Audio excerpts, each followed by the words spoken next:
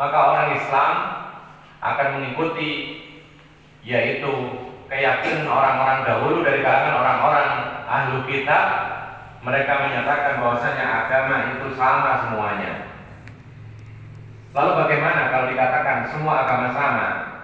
Dikemanakan ayat Allah Subhanahu wa taala, inna dina 'indallahi Islam. Agama yang paling diridhai oleh Allah adalah Islam. Dibuang kemana ayat ini? Kemudian dikemanakan yaitu sabda Nabi sallallahu alaihi wasallam, al-Islamu ya'lu wa la yu'la 'alaih. Islam itu agama yang paling tinggi, tidak ada yang ada di atasnya lagi. Kemudian dikemanakan sabda Nabi sallallahu alaihi wasallam, walladzi nafsi biyadihi ma sami'a bi yahudiyyun wala nasraniyyun tsumma mata lam yu'minu bi kana min ahli nar. Dalam hadis Bukhari Rasulullah mengatakan bahwasanya aku bersumpah demi Zat yang jiwaku berada di tangannya, tiada seorang pun Yahudi atau Nasrani yang sempat mendengar aku, mendengar kenabianku, mendengar risalahku, lalu dia mati dan tidak beriman kepada aku, maka dia termasuk penduduk neraka. Dikemanakan kalau kita katakan bahwa semua agama sama? Justru dalam hadis Nabi, orang-orang Yahudi, orang-orang Nasrani, siapapun mereka, agama apapun, lalu kemudian sempat mendengar Nabi Muhammad SAW diutus sebagai Nabi terakhir, utusan terakhir, lalu kemudian dia diam, dia tidak memeluk agama Islam, dia tetap berpegang kepada agama-agama nenek moyang mereka, lalu kemudian mati tidak sempat memeluk agama Islam, maka dia berada dalam agama yang telah dihapus oleh Allah Subhanahu wa taala dan dia masuk ke dalam neraka. Ma'asyiral muslimin rahimakumullah. Ini baru satu tentang keyakinan, dan masih banyak keyakinan-keyakinan lain nanti akan kita paparkan lebih lengkap lagi. Ini secara global saja. Kemudian juga kita saksikan sekarang, betul apa kata Nabi Sallallahu Alaihi Wasallam, sebagian orang Islam akan mengikuti jejaknya orang-orang ahlu kitab, orang-orang Nasrani terutama, demikian pula orang Yahudi. Dalam ibadah sekalipun juga demikian. Orang-orang Islam atau sebagian orang Islam mulai memasukkan musik ke dalam masjid. Sunnah dari mana? Petunjuk siapa? Kalau bukan petunjuknya orang-orang Yahudi dan Nasrani. Mereka mencampur adukkan antara Al-Quran dengan musik. Ketika ada lomba Al-Quran, diiringi dengan irama musik. Ini petunjuk siapa? Kalau bukan petunjuk orang-orang terdahulu dari kalangan Yahudi dan Nasrani. Kemudian ma'asyiral muslimin rahimakumullah, dalam hal pernikahan, maka umat Islam mengikuti cara-cara orang-orang kafir. Apa itu? As-sadaqatu qabla nikah, mengadakan hubungan istimewa dengan lawan jenis sebelum pernikahan, sehingga menghalalkan semua yang diharamkan oleh Allah. Saling memandang, saling menyentuh, menikmati pembicaraan, dalam kata lain berpacaran. Ini bukan petunjuk Nabi Muhammad SAW, tetapi ini petunjuk orang-orang Nasrani dan Yahudi. Kemudian juga rentetannya sangat banyak. Ada hal-hal yang sifatnya itu belum diperbolehkan sebelum pernikahan, tapi dilakukan oleh sebagian kaum muslimin.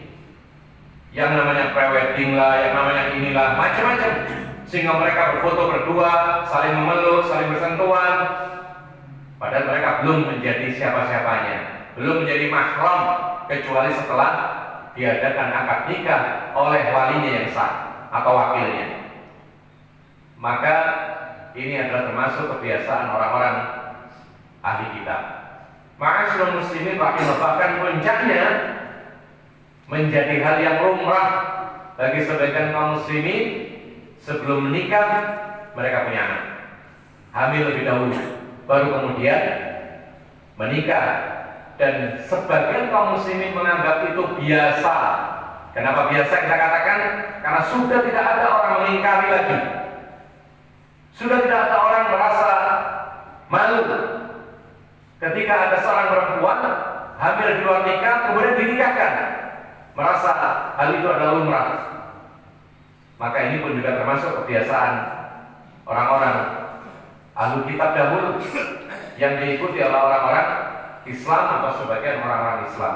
Ma'asyiral muslimin rahimakumullah, dalam hal muamalah jual beli, maka umat Islam sebagian bahkan banyak sekali terbiasa dengan yang namanya riswah, yaitu suap menyuap, kemudian riba, kemudian ketika berdagang menyembunyikan aib, lawannya adalah memuji berlebihan, berbohong, berdusta, menipu, mencuri timbangan. Ini dilakukan oleh kaum muslimin atau sebagian mereka mengikuti jejak orang-orang yaitu yang tidak beragama Islam, yang mana mereka menghalalkan segala cara. Maka dari sinilah keberkahan perdagangan dicabut oleh Allah Subhanahu wa taala. Jangankan riba, jangankan riswah, jangankan yang lain-lainnya.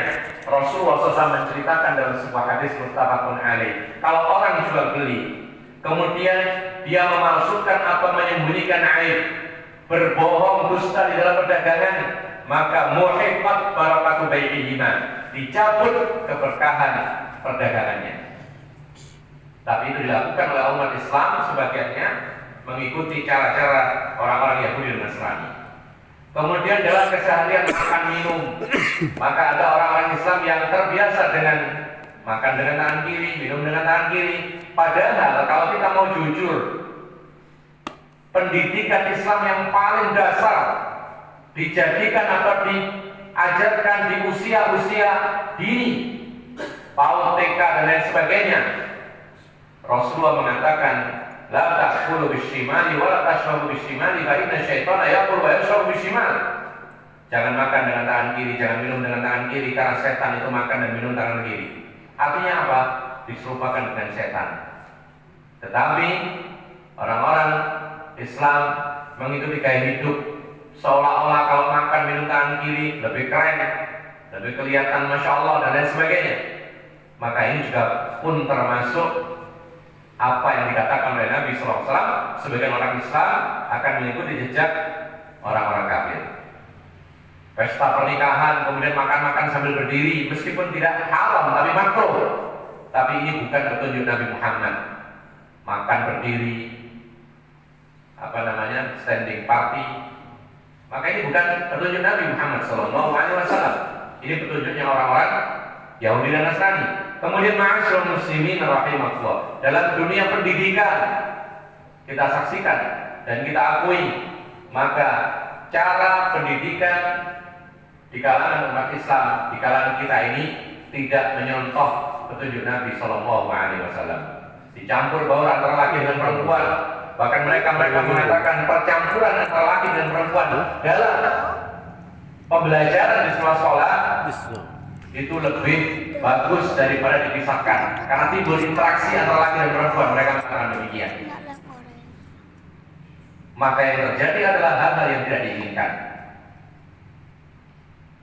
Hubungan laki perempuan tanpa batas, sehingga terjadilah apa yang terjadi. Ma'asyiral muslimin rahimakumullah. Bahkan ini diajarkan oleh sang guru kadang-kadang tanpa menyadari, dan dia mengatakan bahwasanya ini pendidikan untuk mengajarkan kepada mereka sopan santun.